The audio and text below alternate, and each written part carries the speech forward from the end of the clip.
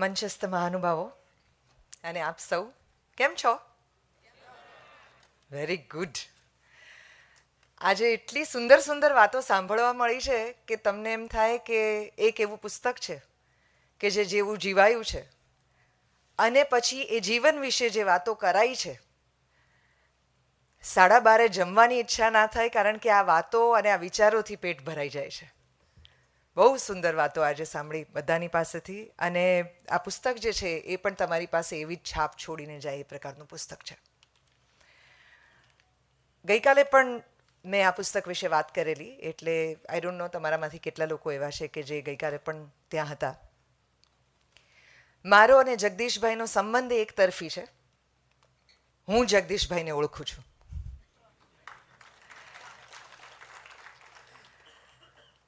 જગદીશભાઈને મળેલા અનેક પારિતોષિકોને કારણે, એમણે લખેલા 82 પુસ્તકોને કારણે, એમણે કરેલા 3 PhDને કારણે, એમની પર થયેલા PhDને કારણે, પ્રાઇમ મિનિસ્ટર જેના વિશે વાત કરે છે મન કી બાતમાં એને કારણે, જેણે 13.5 કરોડ રૂપિયાનું દાન પોતાના જીવનમાં આપ્યું છે એને કારણે, પણ એથી વિશેષ આ પુસ્તકને કારણે, કારણ કે આ પુસ્તક એ જગા ઝેરોક્સવાળાથી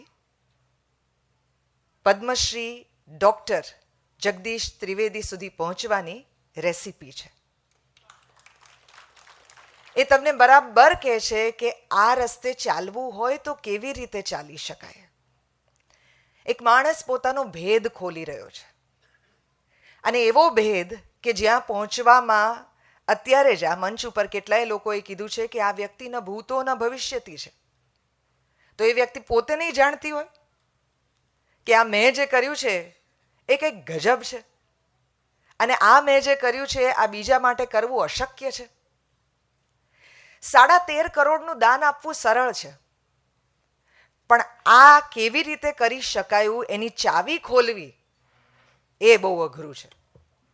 આ ભેદ કોઈને કહી દેવો કે મારા સ્થાન સુધી કેવી રીતે પહોંચાય. તમે એક રાજ્યના ચીફ મિનિસ્ટર છો, ગુજરાત જેવા રાજ્યના ચીફ મિનિસ્ટર છો, એમાંથી આટલા બધા સિનિયર પોલિટિશિયન્સના હોવા છતાં પ્રાઇમ મિનિસ્ટર કેવી રીતે બનાય, આ ચાવી હજી સુધી આપણા હાથમાં આવી નથી આવી ને. આપણને નથી ખબર કે એસા કેસે હુઆ. એક ગુજરાતીની લઢણમાં, ગુજરાતી ભાષાની લઢણ સાથે બોલતી વ્યક્તિ આજે દુનિયાના દરેક નેતાઓ સાથે સમકક્ષ વાત કરી શકે એવી પોતાની જાતને ગ્રો કરી હોય, એ કેવી રીતે થાય એ આપણને નથી ખબર. પણ ભારત દેશ જે છે ને એ એવી જ વાર્તાઓનો દેશ છે જ્યાં રેગ્સ ટુ રિચીસ છે, જ્યાં તમે એક સામાન્ય માણસમાંથી અસામાન્ય માણસ કેવી રીતે બનો છો એની કથા છે. કારણ કે ભારત એ જ દેશ છે કે જેની અંદર આપણને ખબર છે કે તમારે જો ગૌતમ સુધી પહોંચવું હોય તો તમારે સિદ્ધાર્થને જાણવા પડે. તમારે જો કૃષ્ણને સમજવા હોય તો તમારે કનૈયાના ગોકુળમાં જવું પડે અને એની રાસલીલા જે છે એનો આનંદ લેવો પડે. એ ભલે ગોપીઓના ચીર હણી જાય, પણ એ જ્યારે દ્રૌપદીના ચીર પૂરવા માટે પણ પાછો આવે છે, એની આ ચીર હણવાથી લઈને ચીર પૂરવા સુધીની આ યાત્રા કેવી રીતે થાય છે.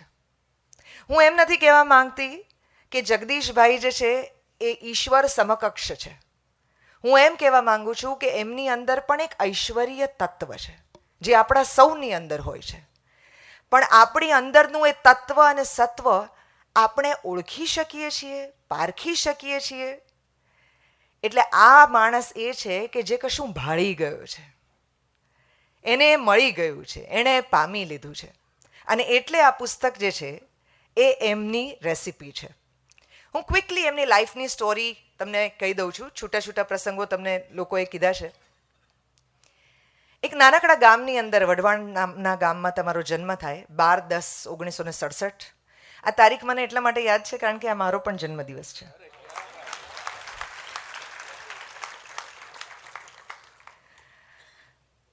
તો વઢવાણ જેવા નાનકડા ગામમાં જન્મ થાય છે. તમને પહેલાં જણાવ્યું કે 2 માતા 2 પિતા.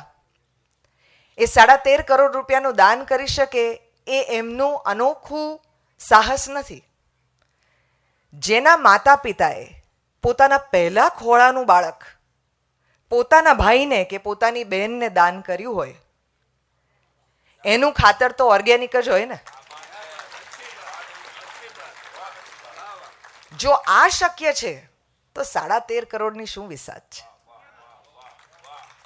મારા ને તમારા જેવા માટે આ બહુ મોટી રકમ છે. એમના માટે આ એમનો જીવન પર્યંત હવેનો યજ્ઞ છે અને એમાં એ આહુતિ આપે છે. એ આપીને ભૂલી જાય છે. આ આપીને ભૂલી જવું એ રેસીપીનો સૌથી પહેલો ભાગ છે કે જે એમના મા બાપે કર્યું છે અને હવે એ પોતે પણ કરી રહ્યા છે. એટલે આ એમના અપબ્રિંગિંગની વાત છે.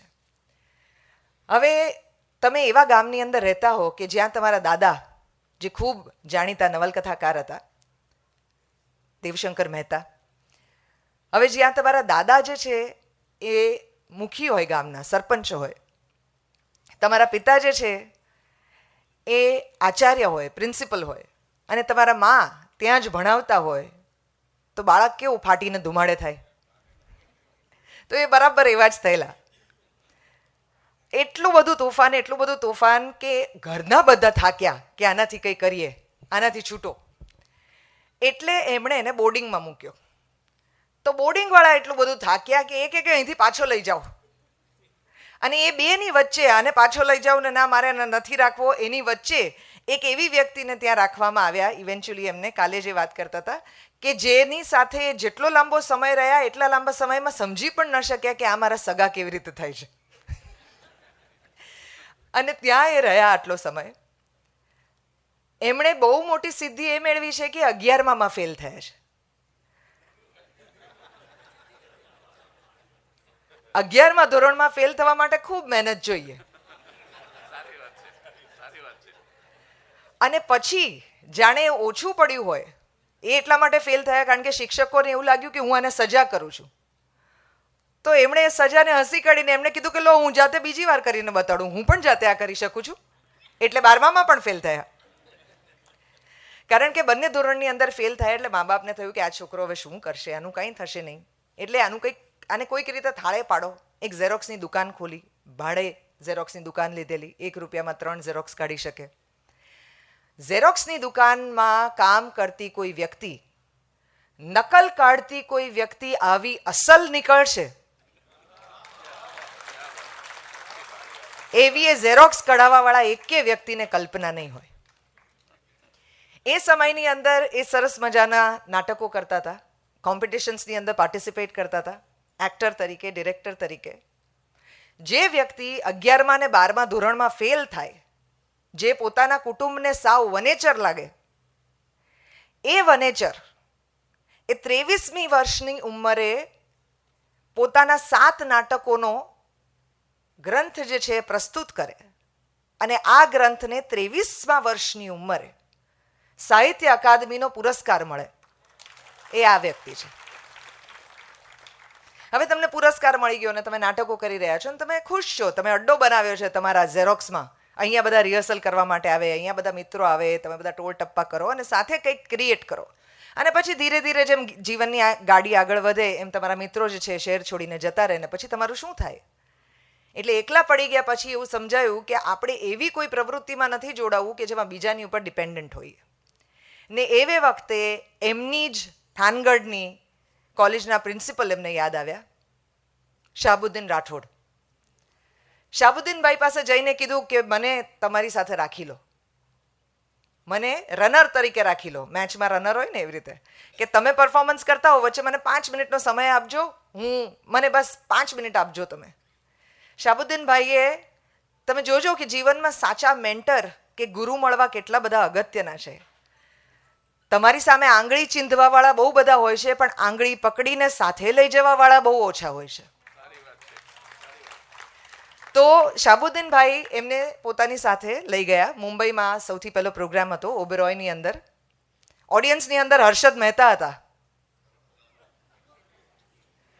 હર્ષદ મહેતા તમારી સામે ઓડિયન્સમાં બેઠા હોય અને તમારો હાસ્યનો સ્ટોક સાવ નીચે જતો રહે.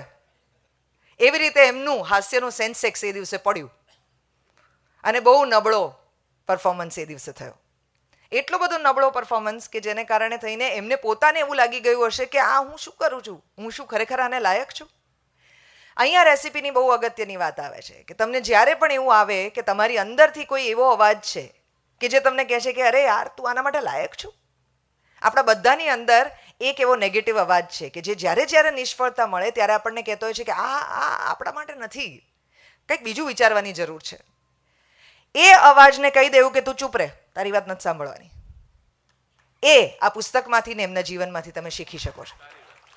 કારણ કે 6 મહિના પછી એકવાર ફરીથી શાહબુદ્દીનભાઈએ એમને ચાન્સ આપ્યો. એ મુંબઈ ગયા, 2 કાર્યક્રમો થયા, ખૂબ સફળ થયા અને એના પછી તો એમની પોતાની કેસેટો બહાર પડી. કોઈ પણ કામ એ નાનું નથી હોતું. એ રેસીપી પણ આ પુસ્તકની અંદર છે.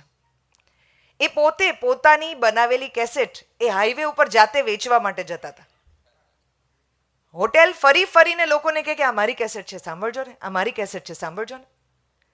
આ કહેવા માટે માણસે પોતાનો હું ક્યાં પાછળ મૂક્યો હોય કે જેને કારણે એ ત્યાં જઈ શકે. પોતે એક દુકાન ચલાવતો માણસ હોય, દુકાનનો માલિક બની શકે છે, એક દુકાનમાંથી 10 દુકાન કરી શકે છે. એને શું કામ કોઈની દુકાન ફરી ફરીને એને કહેવાની જરૂર છે કે આ કેસેટ સાંભળો ને. કલાનો જીવડો જ્યારે એકવાર તમને કરડી જાય ને, એના પછી તમને કોઈ ધન જે છે એ અટ્રેક્ટ નથી કરી શકતું. એ કદાચ આ ક્ષણે થયું હશે. આ થયું, બધી દુકાનોમાં ફર્યા, ધીરે ધીરે કામ મળવા માંડ્યું. કામને ખેંચી લાવે છે એટલે ઘણું બધું કામ મળ્યું. ઇવેન્ચ્યુઅલી પૈસા કમાતા થયા. એમની અંદર બિઝનેસની એક્યુમ એટલી બધી સરસ કે એમણે સાથે સાથે રિયલ એસ્ટેટની અંદર ઇન્વેસ્ટ કર્યું. ઇવેન્ચ્યુઅલી એવો સમય આવ્યો કે જ્યારે અમદાવાદ અને સુરેન્દ્રનગરમાં ભેગા થઈને 1.5 ડઝન ઘર, 3 દુકાનો અને ઢગલાબંધ જમીન, આટલું ભેગું થઈ ગયેલું. એવું કહેવાય છે કે જ્યારે અમીરી આવી જાય ને, એકવાર જ્યારે તમે અમીરીની ચરમસીમા પર પહોંચી જાઓ ને, પછી આધ્યાત્મની શરૂઆત થાય છે. કારણ કે હવે તમે બધું મેળવી લીધું છે. Shahrukh Khan has said that do not become philosopher before you become rich. કે ગરીબ માણસે ખાલી પેટે ફિલોસોફી જાળવી બહુ સહેલી છે, પણ તમારી પાસે બધું આવી જાય એના પછી છોડવું એ ઘણું અઘરું છે. એની સાથે સાથે એક બીજી પણ વાત છે કે દરેક વ્યક્તિ એવું માને છે કે જ્યારે તમે ગરીબ હો ને ત્યારે સિદ્ધાંતો પાળવા માટે તમારી અંદર જીગર નથી હોતી. પૈસા હોય ને એ માણસ કહી શકે કે હા આ મારા સિદ્ધાંત છે, આ મારા સિદ્ધાંત છે. You can afford it. When you are poor you cannot afford it. જ્યારે કંઈ કામ નહોતું ને એ વખતે પણ એમણે દહેજ વિરોધી નાટકો લખેલા. પછી એમના અરેન્જ મેરેજ નક્કી થયા નીતાબેન જોડે. અરેન્જ મેરેજમાં સાસરાવાળાને એવું હતું કે ના અમારે તો છોકરીને કંઈ આપવું હોય, અમારે તો છોકરીને કંઈ આપવું હોય. એમને કંઈ કામ નહોતું તો દહેજમાં આવેલી વસ્તુ જે સામેથી આવી રહી છે કેટલી કામ લાગત. બેકારીના દિવસોમાં એ દહેજ કેટલું બધું કામ લાગત. એ અરેન્જ મેરેજમાં નક્કી થયેલા 1 વર્ષ ટકેલા સગપણવાળા નીતાબેનને ભગાડીને લઈ ગયા અને ભાગીને એની સાથે લગ્ન કર્યા. એ વખતે જે કપડાં પહેરેલા એ પણ એમના કપડાં પહેરેલા. એટલે કપડાય નહીં તમારા, વાસણે નહીં તમારા, દહેજ પણ નહીં તમારું, હું માત્ર તમારી દીકરી લઈ જવા માંગુ છું. આ વાત આ વ્યક્તિએ જીવીને બતાડી. એ પણ એવા સંજોગોમાં જ્યારે પેટનો ખાડો એ ખરેખર ઊંડો હતો અને એની અંદર સિદ્ધાંત ટાઢક આપી શકે આવું મેં આજ સુધી ક્યાંય જોયું નથી. આ જબરજસ્ત ઘટના એ જગદીશ ત્રિવેદી છે. ત્યાંથી આગળ જતા એમના જીવનની અંદર 45 વર્ષની ઉંમરે એમને થયું કે આ હું શું કરી રહ્યો છું, આટલા બધા ધખારા છે એના માટે. કોઈ પણ વ્યક્તિ એવું વિચારે કે હા ઠીક છે, mid life crisis happens to everyone. આમાંના ઘણા બધા લોકોને અનુભવ થયો હશે. તમે તમારું અડધું વીતી ગયેલું જીવન જોતા હો અને આગળ શું આવે છે એ પણ જોતા હો. એવા સમયની અંદર એમણે નક્કી કર્યું કે 5 વર્ષ સુધી હવે કુટુંબ માટે થઈને કમાઈશ ને 5 વર્ષ પછી કમાવાનું જેટલું પણ મળશે, મારી કલાનું જે મને મળશે એ બધું હું સમાજને આપી દઈશ. બધાને લાગ્યું કે બોલે આ તો, આવું કંઈ થોડી થાય, આવું તો બધા બહુ બોલે. 5 વર્ષ, 4 વર્ષ, 3 વર્ષ, 2 વર્ષ એ ગણાવતા ગયા પોતાના શોની અંદર કે આટલા દિવસો ગયા. છેવટે 5 વર્ષ પૂરા થવાના હતા. એ ખરેખર પોતાની વાત પર ટકી રહે છે કે નહીં એ જોવા માટે 3000 માણસ એમના ઘરે સુરેન્દ્રનગર ગયેલા, ઇન્ક્લુડિંગ 300 મહાનુભાવો, એમાં મોરારી બાપુ પણ હતા. અને ત્યાં એમણે વચન આપ્યું કે આજ પછી હું જે પણ કલામાંથી જે પણ મેળવું છું, ક્યાંયથી પણ જે પણ મેળવું છું, એ બધું મારે સમાજને આપવું છે. 1 વર્ષની અંદર 44 લાખ રૂપિયા ભેગા થયા. 44 લાખ રૂપિયા ભેગા થયા એટલે એમણે ગણતરી માંડી કે મને એવું લાગે છે કે હું 75 વર્ષ સુધી જીવીશ તો આ ગણતરી માંડું એટલે થઈ જાય છે લગભગ 11 કરોડ રૂપિયા. તો હું સમાજને મૃત્યુ પહેલા 11 કરોડ રૂપિયા આપીશ, ને જો હું ન આપી શકું, એ પહેલા જો મારું મૃત્યુ થાય તો મારું કુટુંબ મારી કમાયેલી મિલકત વેચીને પણ આ 11 કરોડ રૂપિયા ભરશે. નિશાન ચૂક માફ, નહીં માફ નીચું નિશાન. 11 કરોડ રૂપિયા. અહીંયા બેઠેલી કોઈ પણ વ્યક્તિ અત્યારે વિચારો, સૌથી પહેલા તો તમારી પાસે હોવા. It's a very big number, it's not a common number. એક તો તમારી પાસે હોવા, આવે પછી કોઈક બીજાને આપી દેવા, અને આપી દેવા ત્યાં સુધી અંત નથી, આપતા રહેવા. આ વ્યક્તિએ એ 25 વર્ષમાં કમાવાના 11 કરોડ રૂપિયા માત્ર 6 વર્ષની અંદર કમાઈ લીધા. એની અંદરની આગ કેટલી હશે કે જે મેં નક્કી કર્યું છે ત્યાં સુધી પહોંચવા માટે એ કઈ સ્પીડમાં નીકળ્યા હશે, કઈ વીજળી વેગે નીકળ્યા હશે. એ વખતે એમને યાદ પણ આવતું હશે ને કે એવા કેટલા બધા લોકો છે કે જેમણે એને કીધું હશે કે this room is not for you. આ તો ઠોઠ નિશાળીઓ છે, આ તો વનેચર છે, આ તો તોફાની છે, આ તો આમ છે.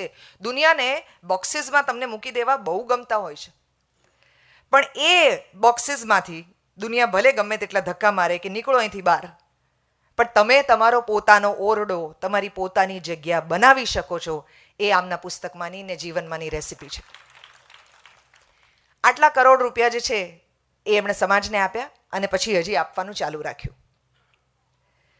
કોઈ પણ વ્યક્તિ આ પ્રકારનું જીવન જીવે ને ત્યારે આપણને 2 વાત સમજાય છે. એક, આજની પરિસ્થિતિ એ માત્ર આજની નથી રહેતી, કલ કુછ ભી હો સકતા હૈ. અને તમે તમારી કાલ તમારી જાતે ઘડતા હો છો. પણ કાલ કેવી રીતે ઘડી શકાય? કિસ્મત એને પોંખે છે કે જે નિસ્બત રાખે છે. આ વ્યક્તિએ નિસ્બત રાખી છે. અને બીજી એક વાત કે દરેક સમજણની એક ઉંમર હોય છે અને દરેક ઉંમરની એક સમજણ હોય છે, અને એ તમારા જર્નીની અંદર તમને સમજાતી જાય છે. સમજણ ઉંમર સાથે આવતી જાય છે અને ઉંમરની સમજણ જે છે એની તરફ આંગળી ચીંધવાવાળા ભૂલી જાય છે કે આગળ જતા એની સમજણ જે વિકસશે એ કદાચ તમારાથી ઘણી આગળ નીકળી જશે. અને એ જ જગદીશભાઈના જીવનમાં બન્યું છે. આ દેશ પકડનારાઓથી નથી બન્યો, આ દેશ છોડનારાઓથી બન્યો છે. એ ગૌતમ બુદ્ધ હોય કે કૃષ્ણએ પોતાનું સિંહાસન છોડ્યું હોય, મહાવીર હોય, આ બધા છોડીને ક્યાંક પહોંચી શક્યા છે. ક્યાંક છોડો તો કંઈક મળે, અને એ જગદીશભાઈના કિસ્સામાં બરાબર સાચું ઠર્યું છે. એક કલાકાર બનો એટલે ઓડિયન્સ પ્રત્યેની ફરજ એ તમારી સૌથી મોટી ફરજ થઈ જાય છે. એ પિતાના મૃત્યુ ઉપર એમણે તાદ્રશ જીવીને બતાડ્યું છે. આજે એ જગદીશભાઈના આ પુસ્તકના વિમોચન પર હું માત્ર એટલું કહી શકું છું, ना मुंह छुपा के जिए हम, न सर झुका के जिए. न मुंह छुपा के जिए हम, न सर झुका के जिए. सितमगारों की नजर से नजर मिला के जिए. अब एक रात अगर कम जिए तो क्या ही सही. अब एक रात अगर कम ही जिए तो कम ही सही. यही बहुत है कि हम मशालें जला कर जिए. સાહિર લુધિયાનવીની આ કવિતા સાથે એમને અર્પણ આજનો દિવસ અને આજના બધાના ફૂલ, શબ્દો, મોતી. Thank you.